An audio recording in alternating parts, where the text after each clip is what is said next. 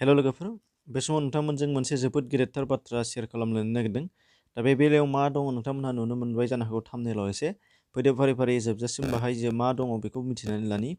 बेयाव बुंदों जे बिटिसिनि मोनफ्रोमबो राजखान्थियारि हानजाफोरखौ ज' जानानै सरकार दानो थाखाय खावलायदों हाग्रामा महिलारि बिथाङा। आरो बेजोंनो लोगोसे बिथाङा गोबां बाथ्रा बुंलांबावदों, फैदो मिथिना लानि। मंगलबारखालि खौरांगिरिफोरनि मेल लिंनानै बिथाङा बुंदों दि बे समाव बिटिसिआव थानाय जेसेबांनाखि ओनसोलारि राजखान्थियारि हानजाफोर दङ, जेरै इउपिपिएल, बिपिएफ आरो जिएसपि, जथायै सरकार दानांगौनो आरो अब्लासो बिटिसिनि जौगानाय आरो रैखाथिया फैगोन होनदों। बेयाव गुबुन हादोरारि राजखान्थियारि हानजाखौ जायगा होयोब्ला बिटिसिनि उन्नति फैनाय नङा होननानै बुंदों। आरो बिथाङा बुंलांबावदों फारि फारियै बे बाथ्राखौ रायजोफोराबो लुबैदों होनदों आरो बेखायनो गाव आपिल खालामदों रायजोफोरनिसिम जेसेबांनाखि ओनसोलारि राजखान्थियारि हानजाफोर दङ जथाय जानानै बयबो सरकार दानांगौ। बेयाव बिथाङा गावनो चिफ जानांगौ एबा डेपुटि चिफ नांगौ बे बाथ्राया नंलाया। जायखिजाया ज' जानानै सरकार मिलायलायनानै सरकार दाबानो जाबाय, जाहाथे जोंहा बिटिसिखौ रैखाथि होनांगौ। दा बे बाथ्राखौ बिथाङा बुंदों। दा बे बाथ्रायानो दा खौरां बिजोङाव गोबां गोसारबायानो आरो बयबो नुबायबो जानो हागौ। नाथाय दा बे गोबां नुनायनि गेजेरजोंनो सावरायलायनाया सोलिगासिनो दङ। दा बे सोलिलायनायनि गेजेराव नोंथांमोननि सिगाङाव बे बाथ्राखौ माखासे सोंथिफोरनि गेजेरजों दिखांना होनो नागिरदों।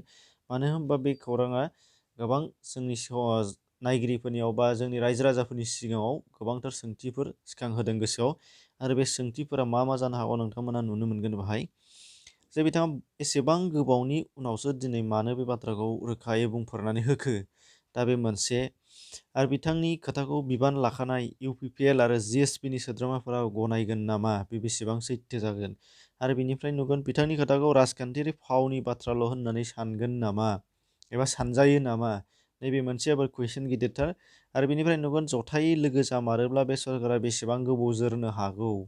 मानो होनबा मोनफ्रोमबो हेंथा बा गुबुन गुबुन अपोजिसन पार्टिफोरनिफ्राय ज' जानानै सरकार जायोब्ला बियो बेसेबां जोरनो हागौ बेखौ नुगोन।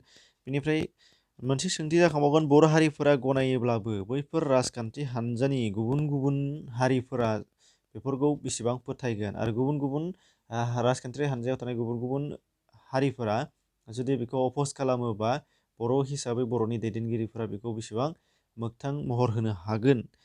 आरो रायजोफोरा बे जथाय सरकारखौ थारैनो लुबैमारदों नामा एबा बेसेबां लुबैमारो, बे मोनसे सोंथि। आरो बिनिफ्राय नुगोन 7 नम्बर पइन्ट हिसाबै बेबादि सरकार जायोब्ला बिजेपिनि रल एबा बिथांमोननि महरा मा महर लागोन, जेराव बिथांमोना स्टेट आरो सेन्ट्रेल मोननैयावबो सरकार सालायगासिनो दङ बिजेपि।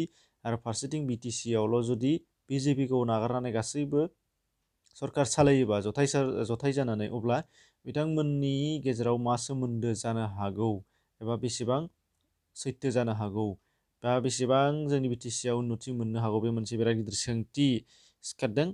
आरो बे जोबथारनाय बाथ्रायाव बयनियावबो गोसो जागौ फैगोन जे दिनैसो बा दासो जे बिजेपि, जिएसपि आरो इउपिपिएल ज' जानानै सरकार दाखांबाय, बिबानबो लाबाय। बिथांमोनहा दा साननैसो सानथामसो जाबाय माखासे बायजोआव ओंखारनायखौबो बेरायनायखौ नुनो मोनबाय। चिफ एक्जिकिउटिभ मेम्बार बिथांखौबो सायख'बाय, डेपुटि चिफबो सायख'बाय, बिबानबो लाखांजोब्बाय। नाथाय बेखिनि समावबो बा बेखिनि समावसो बिथांमोना फावसायनानै जथाय सरकार दाफैगोना बेसेबां सैथो, बेखौ जों रायजो राजाफ्रा गोबां गावबा गावनि साननायाव लागासिनो दङ जानो हागौ।